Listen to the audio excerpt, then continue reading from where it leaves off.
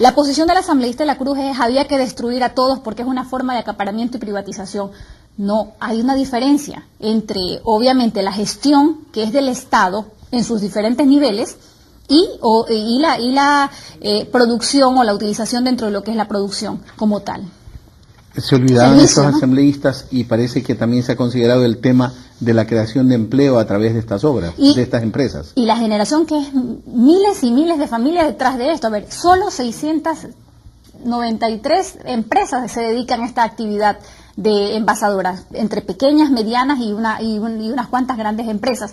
Pero la red que representa de red de distribución, de comercialización, de consumo, la generación de trabajo que existe detrás de esto, no la generaría el Estado ecuatoriano ni en muchos años.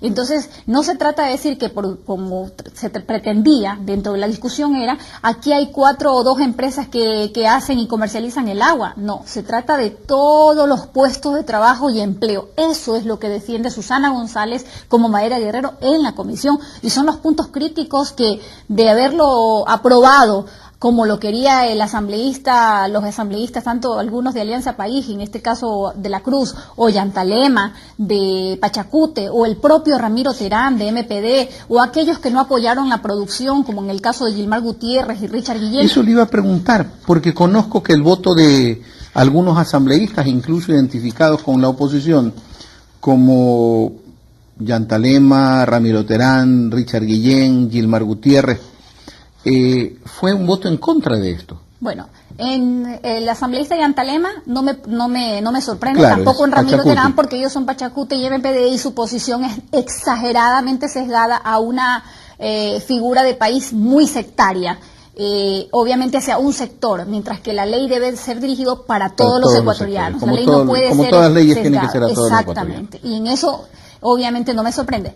Sí me sorprendió, obviamente, la postura del asambleísta Gilmar Gutiérrez y con Richard Guillén, que siendo oposición al gobierno, también se pusieron en una oposición a la producción, pues, porque yo no puedo ser oposición por oposición. Si hay temas de coincidencia, muy valientemente digo, hay temas de coincidencia y en esto apoyo con mi voto en esta gestión. Y es lo que hice a través de estos artículos que fueron cambiados en bien del país.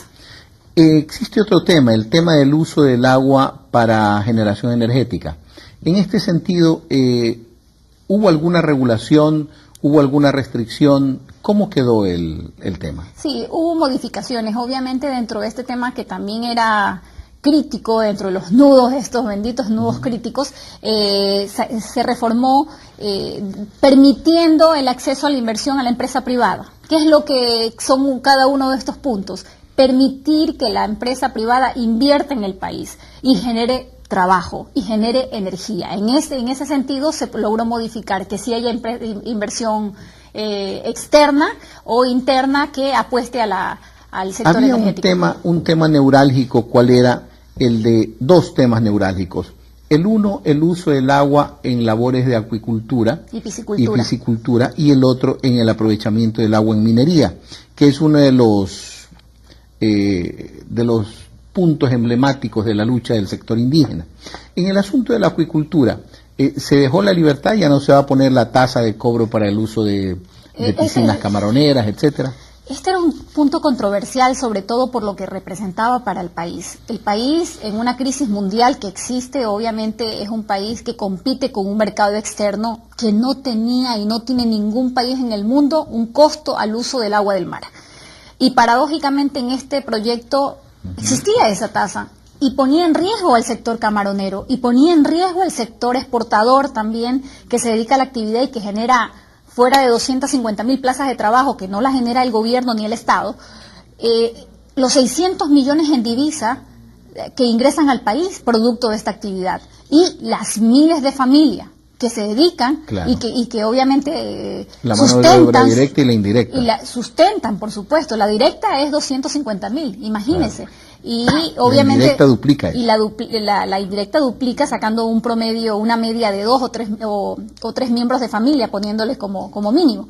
Entonces, en base a esto, la defensa fue ese artículo 103 y el compromiso de los más de 3.000 trabajadores que fueron a la asamblea, que los recibí muy firmemente y les dije, ese artículo se va a cambiar, y así fue modificado, es el artículo 105, donde se elimina la tasa, obviamente para bienestar de este sector productor. El uso perfecto, cuando estamos a la orilla del mar, se permite, se abre, se obvia el tema de la cobro de la tasa al uso del agua de mar. Pero en el caso de tierras altas, ¿va a haber alguna restricción, algún control? No en tierras altas o en tierras firmes. Donde hay algún tipo de restricción es en manglares, en zonas de manglares, porque lo más importante en estos artículos apoyados, Alberto, tiene mucho que ver de la prevención del impacto ambiental. Creo en que el Ecuador tiene que ser un país sustentable y sostenible, pero sobre todo que el producir y generar producción no tiene que significarle más costo a la tierra y a nuestro estado de bienestar y para lo venidero, para nuestras futuras generaciones. En eso los artículos aprobados a favor del sector productivo también tienen la responsabilidad ecológica y responsabilidad social, porque también conllevan a la participación también comunitaria, es decir, que las empresas tengan responsabilidad directa social con la gente y el entorno. Se nos queda en el tintero para el próximo bloque el tema sobre el aprovechamiento del agua en minería y en sectores de explotación hidrocarburífera. Es momento de hacer la primera pausa en Mesa de Análisis. Estamos con la asambleísta Susana González, con quien volveremos luego de los siguientes mensajes.